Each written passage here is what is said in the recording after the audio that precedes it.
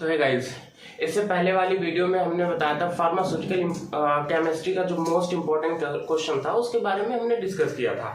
इस वीडियो में हम ये करेंगे डी फार्मा फर्स्ट ईयर का सोशल फार्मेसी एक सब्जेक्ट है, उसका जो सबसे ज्यादा मोस्ट इम्पोर्टेंट क्वेश्चन है उसके बारे में हम इस वीडियो में डिस्कस करेंगे।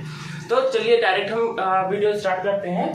सबसे पहला क्वेश्चन हमारा इसमें है defined health and explain various health indicator. यानी इसमें क्वेश्चन में कह रहा है कि हेल्थ क्या है उसको डिफाइन कीजिए, और डिफाइन करने के बाद उसमें पूछ रहा है कि एक्सप्लेन वेरियस हेल्थ इंडिकेटर, यानी कौन कौन से हेल्थ इंडिकेटर है उसके बारे में लिखना है। ठीक है, इसके बाद हमारा दूसरा क्वेश्चन है क्वेश्चन नंबर 2, अब what about the role of pharmacist in public health. ठीक है, इसमें ये पूछ रहा है कि कौन कौन से ऐसे रोल है फार्मासिस्ट के, कितने रोल है किसमें, पब्लिक हेल्थ में, यानी पब्लिक हेल्थ में कितने रोल है फार्मासिस्ट के, वो उसके बारे में डिस्कस करना होगा। उसके बाद हमारा है क्वेश्चन नंबर 3, ये है एक्सप्लेन नेशनल हेल्थ पॉलिसी। ठीक है, नेशनल हेल्थ पॉलिसी, और इसमें कहा गया है कि ऑब्जेक्टिव्स के बारे में लिखना, यानी नेशनल हेल्थ पॉलिसी क्या है, ठीक है, और किसके अंतर्गत आता है। उसके बाद इसमें लिखना है उसके ऑब्जेक्टिव क्या है, नेशनल हेल्थ पॉलिसी के ऑब्जेक्टिव क्या है उसके बारे में डिस्कस करना होगा। उसके बाद हमारा है क्वेश्चन नंबर 4, ये है define demography and right about demographic cycle. ठीक है, इसमें कहा है कि डेमोग्राफिक क्या चीज है उसको डिफाइन कीजिए। डिफाइन करने के बाद क्या करना है, राइट अबाउट डेमोग्राफिक साइकिल, यानी डेमोग्राफिक का जो साइकिल है वो उसके बारे में लिखना है। तो वो 5 स्टेजेस पे डिपेंड है, उसका अलग अलग साइकिल है, उसके बारे में डिस्कस करना होगा। उसके बाद हमारा है question number 5, define family planning and it's method, यानी फैमिली प्लानिंग क्या है। बहुत ही इंपॉर्टेंट क्वेश्चन है ये जितने क्वेश्चन मैं बता रहा हूँ बहुत ही इंपॉर्टेंट है सब। ठीक है, इसमें से ये है define family planning. Family planning क्या चीज है उसको डिफाइन कीजिए। डिफाइन करने के बाद देखा है एंड इट्स मेथड, यानी फैमिली प्लानिंग के लिए कौन कौन से मेथड है उसको डिफाइन करना है। ठीक है, इसके बाद क्वेश्चन नंबर 6 हमारा है, देखिए ये बहुत ही इंपॉर्टेंट क्वेश्चन है, मैं बार बार कह रहा हूँ जितने क्वेश्चन मैं बता रहा हूँ बहुत ही इंपॉर्टेंट है, लेकिन ये जो क्वेश्चन है बहुत ही इंपॉर्टेंट है। इसमें क्वेश्चन नंबर 6 जो है, देखिए क्या क्या इसमें पूछ सकता है, right about causative agent, symptoms, mode of transmission, prevention and treatment. इसमें देखिए कितने चीज पूछ रहा है, क्या किसके टाइफाइड के, चिकन पॉक्स के, ट्यूबरक्लोसिस के और एड्स के। ये इतने जो है ना टॉपिक बहुत ही इंपॉर्टेंट है, इसलिए मैंने इनको एक साथ रख दिया है। इसमें कह रहा है कॉजेटिव एजेंट के बारे में लिखना है, फिर सिम्टम्स के बारे में लिखना है, फिर मोड ऑफ ट्रांसमिशन लिखना है, फिर प्रिवेंशन लिखना है और फिर ट्रीटमेंट लिखना है। देखिए कोई भी डिसीज के बारे में अगर कोई कह रहा है लिखने के लिए, तो ये जो 5 पॉइंट है ये बहुत ही इंपॉर्टेंट पॉइंट है, उनको लिखना बहुत ही जरूरी है। ठीक है, तो इसमें मान लीजिए फॉर एग्जांपल इसमें पूछा कि इसमें एंड ट्रीटमेंट ऑफ टाइफाइड पहले पूछ लिया, खाली टाइफाइड पूछ लिया, या चिकन पॉक्स खाली पूछ लिया, या ट्यूबरक्लोसिस पूछा, या खाली एड्स का पूछा, या अलग अलग दो क्वेश्चन इसी में एक साथ पूछ लिया। ठीक है, तो इसमें सबसे पहले मान लीजिए टाइफाइड का पूछा, तो इसमें क्या लिखना होगा, पॉजिटिव एजेंट। आखिर वो जो टाइफाइड हुआ वो किसकी वजह से हुआ, जैसे इसका पॉजिटिव एजेंट क्या है, सल्मोनेला टाइफी है। ठीक है, तो ये इसका पॉजिटिव एजेंट हो गया। वैसे ही इसका अलग है, इसका अलग है, इसका अलग है।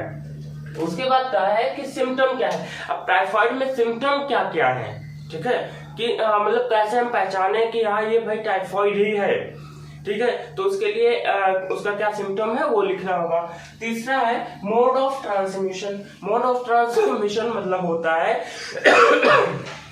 कि ये जो बीमारी है, चाहे टाइफाइड है, चाहे चिकन पॉक्स है, चाहे ट्यूबरक्लोसिस है, चाहे एड्स है, जो भी है, ये कैसे फैल रहा है, ट्रांसमिट कैसे हो रहा है, यानी कम्युनिकेबल है, नॉन कम्युनिकेबल है, एक दूसरे को छूने से हो रहा है, या खाली बोलने से, बात करने से हो जा रहा है, सांसों के जरिए हो रहा है, कैसे हो रहा है, इसको बोलते हैं मोड ऑफ ट्रांसमिशन। या ठीक है, उसके बाद हमारा है प्रिवेंशन। प्रिवेंशन मतलब होता है कि टाइफॉइड में कौन कौन सा प्रिकॉशन करें, कौन क्या क्या चीज से प्रिवेंट करें, बचाएं, कैसे बचाएं, ये चीज होता है। और लास्ट वन है ट्रीटमेंट। इसका ट्रीटमेंट कैसे किया जाता है? अब वो ड्रग के जरिए कीजिए, दवाइयां लेकर, या अपना सेल्फ केयर भी किया जाता है, ठीक है, अलग अलग थेरेपी की जाती है। तो उसके लिए ट्रीटमेंट कैसे क्या होना चाहिए उसके बारे में लिखना है, ठीक है। तो ये बहुत ही इंपॉर्टेंट क्वेश्चन है। अभी इसके बाद एक और क्वेश्चन ऐसे ही आएगा, वो भी बहुत ही इंपॉर्टेंट है। उसके बाद क्वेश्चन नंबर 7 जो है हमारा, right a note on epidemiology and use of epidemiology. यानी कह रहा है कि एपिडेमियोलॉजी क्या है, उसको डिफाइन कीजिए। उसके बाद यूज ऑफ एपिडेमियोलॉजी क्या है, उसके यूज एपिडेमियोलॉजी के लिखना है, ठीक है। इसके बाद हमारा क्वेश्चन नंबर 8 है। देखिए, इससे पहले मैंने बताया था कि एक क्वेश्चन से ऐसा आएगा, तो अभी देखिए ये क्वेश्चन है कि क्वेश्चन नंबर 8 है, right function and daily requirements. यानी क्या कह रहा है, फंक्शन और डेली रिक्वायरमेंट किसके किसके, protein, vitamin, carbohydrate and fat. यानी इसके फंक्शन लिखना है और डेली रिक्वायरमेंट कितनी होती है, यानी प्रोटीन की डेली रिक्वायरमेंट कितने, कार्बोहाइड्रेट की, विटामिन की और फैट्स की भी डेली रिक्वायरमेंट जो होती है अडल्ट में या जैसे भी है, तो वो कितनी होती है उसके बारे में डिस्कस करना है। अब इसमें जैसे प्रोटीन, ये ऐसा नहीं है कि चारों का एक साथ पूछेगा, ये ऐसा कह सकता है ये दोनों का पूछ सकता है डायरेक्ट, या खाली सिंगल के बारे में भी पूछ सकता है, ठीक है। तो ये लिखेगा, right function and daily requirements of protein, या फिर पूछ लिया right function and daily requirement of protein and vitamin. तो ठीक है, तो उसके बारे में प्रोटीन के बारे में पूछा, तो उसके बारे में उसका फंक्शन यानी प्रोटीन का फंक्शन क्या है, और उसके बाद उसके जो है क्या है रिक्वायरमेंट, डेली रिक्वायरमेंट क्या है उसके बारे में लिखना होगा, ठीक है। वैसे ही सेम अगर विटामिन का पूछा तो विटामिन का फंक्शन, विटामिन का रिक्वायरमेंट क्या होता है, कार्बोहाइड्रेट का पूछा तो कार्बोहाइड्रेट का फंक्शन क्या है, डेली रिक्वायरमेंट क्या है उसके बारे में लिखना होगा। वैसे ही हमारा अगर पूछे फैट का तो ये फंक्शन, फैट का फंक्शन क्या है, डेली रिक्वायरमेंट क्या है उसके बारे में लिखना होगा। उसके बाद हमारा क्वेश्चन नंबर 9, ये देखिए 2 तरीके से ये क्वेश्चन पूछ सकता है। ये क्वेश्चन बहुत ही इंपॉर्टेंट है, इसमें एक ही 2 डायग्राम के बारे में पूछता है, उसमें से ये एक डायग्राम है, ठीक है। तो ये आप अच्छे से पढ़ लीजिए। इसमें क्या पूछेगा, draw a labelled diagram of bacteria. पहला तो ऐसे पूछेगा। दूसरा क्वेश्चन कैसे पूछेगा कि और draw the diagram of typical bacterial cell and name the component of its. अब इसमें चाहे वो क्वेश्चन पूछे चाहे नीचे वाला क्वेश्चन पूछे, है क्वेश्चन तो सेम ही, बस थोड़ा सा टिपिकल हो गया है, डिफिकल्ट हो गया और कुछ नहीं। इसमें कह रहा है कि आप एक जो बैक्टीरियल सेल होता है उसका डायग्राम बनाइए और उसके कंपोनेंट लिखिए, यानी उसके पार्ट्स के बारे में लिखिए। जो बैक्टीरियल सेल होता है उसमें क्या क्या है, आउटर मेम्ब्रेन है और जो भी उसके अंदर कंपोनेंट है उसके बारे में लिखना होगा। गाइस, तो ये जो हमारा 2 क्वेश्चन नंबर 10 और क्वेश्चन नंबर 11, ये लास्ट क्वेश्चन है सोशल फार्मेसी का, मोस्ट इंपोर्टेंट क्वेश्चन में, ठीक है। ये आप इतना पढ़िए, आपको बैक नहीं लगेगा। आप अगर ज्यादा नंबर स्कोर करना चाहते हैं तो और बेहतर से अपना सिलेबस कवर करने की कोशिश कीजिए, ठीक है।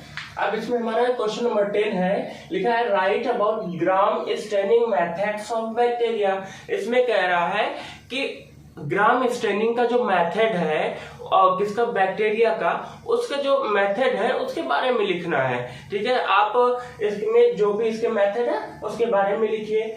उसके बाद हमारा क्वेश्चन नंबर 11, ये लास्ट क्वेश्चन है हमारा, ठीक है। Right about ill effect. Ill मतलब क्या होता है, बीमारी, ठीक है। Ill effect and prevention of, ये कह रहा है कि जो इफेक्ट है, इल इफेक्ट है और प्रिवेंशन क्या है उसके बारे में लिखना है। किसका, water pollution and air pollution. देखिए ये सोशल फार्मेसी है, इसमें सोशल फार्मेसी क्वेश्चन है, तो इसमें ये क्वेश्चन तो बनना बहुत ही जरूरी है। अब इसमें ये है कि आप मान लो पूछ लिया write about ill effect and prevention of water pollution, तो यानी वाटर पॉल्यूशन का कौन कौन सा इल वाला इफेक्ट यानी बीमार कर देता है जो भी है, तो क्या क्या क्या उसके कॉज है उसके बारे में लिखना है। दूसरा उसका प्रिवेंशन, अब आखिर वो चीज हो रहा है या हो गया है तो उसके लिए प्रिवेंशन क्या है, उसके लिए प्रिकॉशन क्या है वो जरूरी है, तो उसके बारे में लिखना होगा। सेम वैसे अगर पूछ ले एयर पॉल्यूशन का, तो एयर पॉल्यूशन के कौन कौन से इफेक्ट है उसके बारे में लिखना होगा। फिर उसके बाद हमारा जो है उसका प्रिवेंशन लिखना होगा। गाइज अगर आपको कुछ भी क्वेश्चन में डाउट हो रहा है तो आप कमेंट बॉक्स में कमेंट कीजिए, जो भी आपको पूछना है आप उसमें पूछ सकते हैं, ठीक है। इसके बाद हमारा जो फर्स्ट ईयर का जितना भी सब्जेक्ट था उसका हमने इम्पोर्टेंट क्वेश्चन बता दिया है आपको। अब इसके बाद हम डायरेक्ट क्या करेंगे, लेक्चर स्टार्ट करेंगे अकॉर्डिंग टू एक एक सब्जेक्ट का लेके हम एक एक यूनिट कवर करेंगे, ठीक है। Thank you so much guys.